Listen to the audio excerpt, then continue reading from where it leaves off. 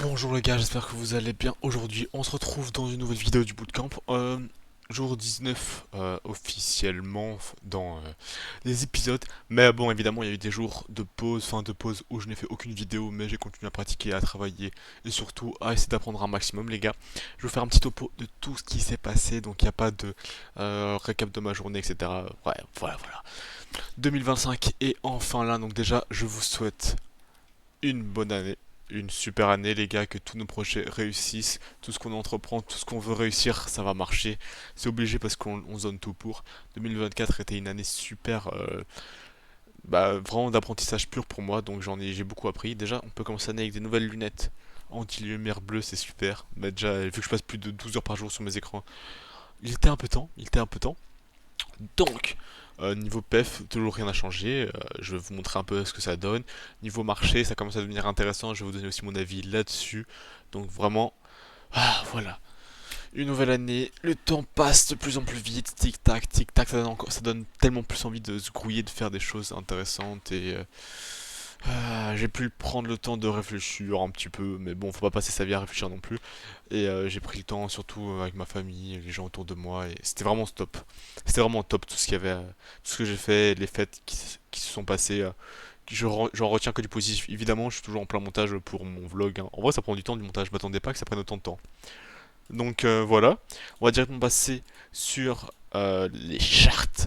En gros, pour vous dire, si vous voulez voir directement, mon PF il est toujours voilà, vers les 200 $. J'ai perdu un peu parce que c'est en faisant des tests, des trades tests que je perds un peu. Donc je vais vous dire, le IMO en attendant, on peut voir qu'il a légèrement repris un peu de force. J'attends le buy and burn du mois de janvier, je pense que ça peut faire un bon petit coup de boost. En plus, vu que c'est relié pour l'instant à ETH, beaucoup de possibilités que ça s'envole avec ETH aussi, il faut pas oublier ça. Donc c'est un boost, hein, ETH plus les gens qui achètent, ça peut vraiment s'envoler là. C'est monté vite parce que beaucoup de gens ont acheté et en plus de ça, vraiment le prix du ETH est en train de fuser vers le haut. Donc là, j'ai eu un petit TP de BTC super cool. Je fais que des trades à 1 € en ce moment. Pourquoi? Parce que je suis en train de m'entraîner en scalp. J'essaie de perfectionner ma technique, tout simplement, hein. Donc, ce que vous pouvez voir, ce que j'ai fait sur BTC. Donc, j'essaie vraiment de faire du scalp convenablement. Et pas me gourer quoi, genre je voudrais vraiment essayer de maîtriser le scalping, le swing c'est pas compliqué, il faut juste TP plus souvent, ça dépend quand tu rentres, si tu rentres au tout début, ben, tu peux hold à mort, mais je suis pas friand de mettre, je sais pas, 1 million en levier pendant 6 mois, 2 mois, 3 mois, parce que les gars, les frais ça coûte tellement cher, donc juste faire plusieurs, si j'ai géré plusieurs petits trades d'affilée, c'est tellement mieux. Donc, j'ai eu plusieurs trades. Avant, j'ai eu des trades perdants ici, hein. Là, on a eu des trades perdants. Déjà, en fait, je me suis fait front. Non, là, j'avais fait ça. Je vais vous montrer. Et c'est la BE, évidemment. Non, c'était un short. J'avais fait un trade. C'était ici. C'était ici. J'avais short ici. J'avais mon sell qui était là, sur cette mèche. Et j'avais un plus bas. Je visais avec ça, en fait, cette mèche. Je me suis dit qu'il y avait des chances qu'on pouvait l'atteindre. J'avais pas le meilleur RR, mais ça avait le mérite d'être là. En fait, l'option que je vise, c'est que si j'arrive à faire entre 1 et 3 trades par jour, voire 5 et sur les 5 on va dire qu'il y en a 3 gagnants, mais j'ai un RR de 2 donc je suis d'office positif. Au long terme, je suis gagnant. En un mois, je peux faire un plus qu'un fois 2 sur mon PF en fait. Juste parce que c'est une accumulation de choses constante, et on réussit. Donc, pourquoi j'ai pris ce trade? Donc, si vous voyez ici, le cours est super clean en fait. Il faisait cost boss OTE down, cost boss 0,5 de Fibonacci down, pardon, pas les OTE, c'est 0,5. Ici, on avait, j'avais pris ce mouvement. Attendez, est-ce que je retrouve où elle est? Bon, par on va faire comme ça. Le cours était vraiment super clean, hein. On prend le plus bas, on prend le plus haut, on a front run les 0,5. Ensuite, on fait ça avec le mouvement qui suit. On prend ça, on prend ici, on voit qu'on a touché les 0,5. Là, il y a les 0,6, mais les 0,5 étaient plus significatifs dans ce contexte. On remet ici, on redonne sur le plus bas qu'on a fait, on a touché les 0,6. Évidemment, là, j'avais pas pris de trade. Sur tout ça, j'avais pas pris de trade. On est revenu ici, et quand on était ici en train de chipoter pour remonter, je me suis dit, ok, les gars, là, on va swept solo, parce qu'on a laissé la liquidité ici, on va se solo pour down. On est venu, j'avais pas pris de trade à ce moment-là, putain, j'ai mal à l'œil, c'est une dinguerie. C'est une dinguerie, c'est une dinguerie.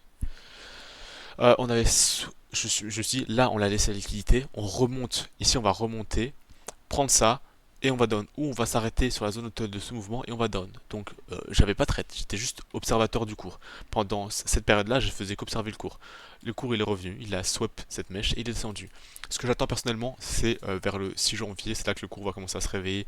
Là il y aura des trucs intéressants. Donc là il faut se préparer pour le 6 janvier, ok? Pour moi 6 janvier ça va péter, il faut se préparer pour ça à l'avance.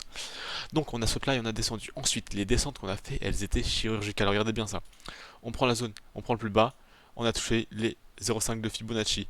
Et même si on prend ça, on a touché pixel et 0,5 de Fibonacci avant qu'on connaisse ce plus bas. Ensuite, c'est hyper simple, on reprend le plus haut, on reprend le plus bas, c'est ici. Ouais, c'est ça, on a touché les 0,5 de Fibonacci avant de down. Ensuite, on continue. Ça, c'était free trade.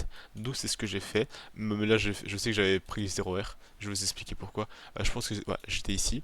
On voit ici. Alors, ma première idée, j'avais mis un ordre ici sur ça, sur cette mèche, pour viser la baisse. On a bien vu que ça a fait un equal high, ça l'a pas pris, ça a fondu l'equal high et la zone hauteur, sauf que j'étais devant le cours et je suis in avec un peu de retard, donc je sais que je suis in vers par ici comme ça. Et ça donne. Je suis in avec du retard, mais je suis in dedans parce que je m'attendais, mais j'étais devant les écrans en 1 minute. J'étais vraiment en 1 minute, donc ouais. Je pense, flemme de revenir, sinon je vais galérer à retrouver. Mais j'étais devant les écrans. Ensuite, dans la baisse qu'on a eue, quand on est arrivé ici, en 15 minutes, ça va peut-être plus clair, on a fait un chichi. Genre ça, on l'a pas fait comme ça sur ce genre de baisse. On remontait légèrement, en escalier, bref, le pattern n'était pas similaire, je le sentais, ça se voyait et tout, en 1 minute. Donc ici, psychologiquement, je me suis dit, là, je sors 50% et je mets SLAB. Sauf que si on fait ici avec 2%, donc je faisais que des trades à 2%, je suis en train d'apprendre et de maîtriser ce que je fais, donc je fais que des trades à 2% avec 2 euros. Et comme vous voyez, j'ai 0,01 BTC, c'est la quantité minimum, donc je pouvais pas faire 50%, donc mentalement je me le suis dit, mais je pouvais pas le faire. Mais j'avais quand même mis mon SLABE en partant du principe que j'ai ABE, c'est-à-dire un plus ou moins ici quoi, comme ça je paye les fees. Ensuite le cours il est remonté d'une traite, c'était super clean. On a pris toutes les liquidités qu'il y avait ici et boum on a redonne. Et là on a short, cette structure on la short. Également, je l'ai prise, j'étais gagnant là-dessus. Je pense que je l'ai prise, on était plus ou moins ici quand je l'ai.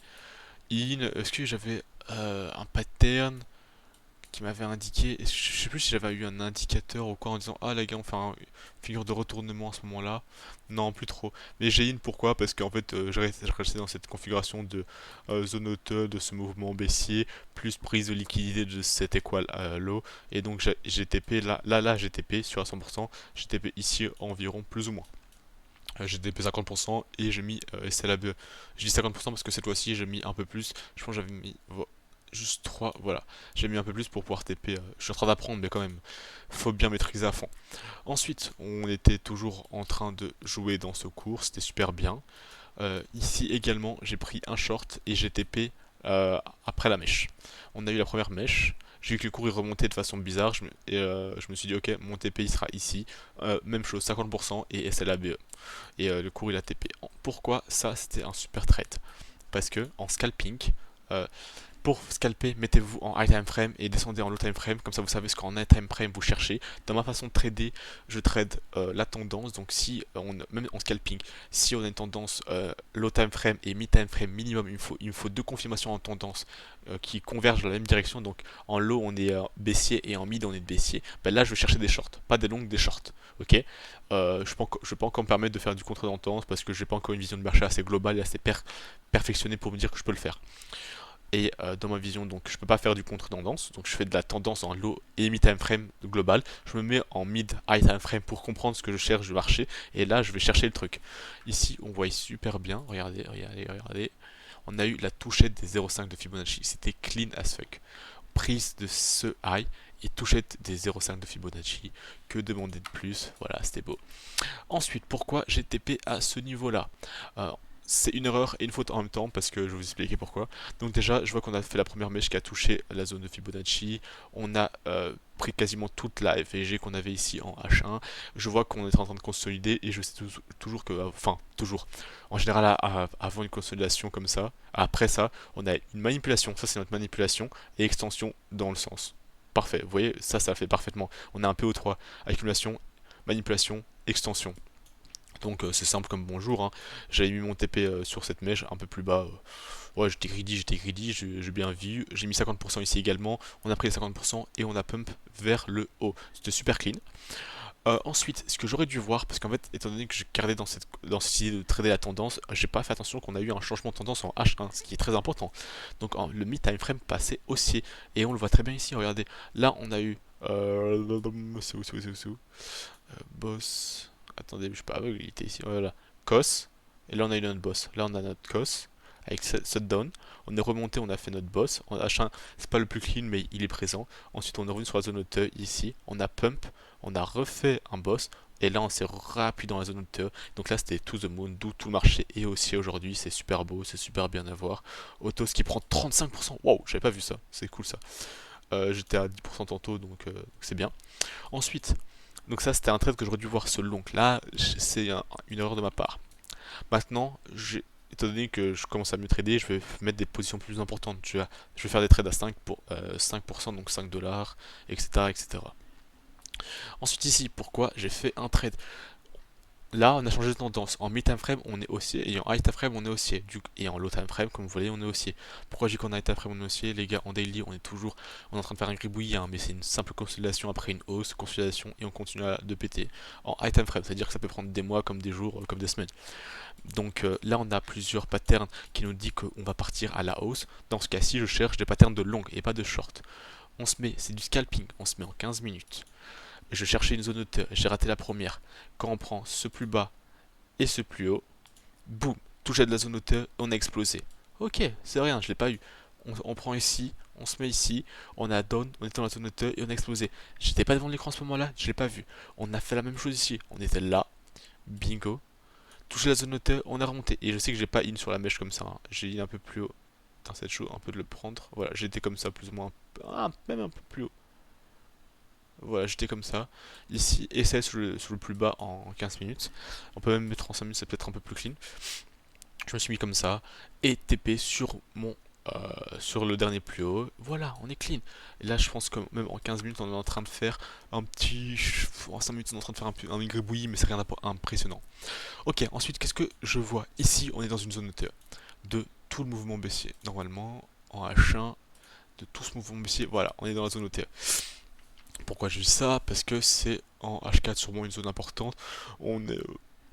Ah oui, c'est les 0,3 de Fibonacci de tout ce mouvement baissier.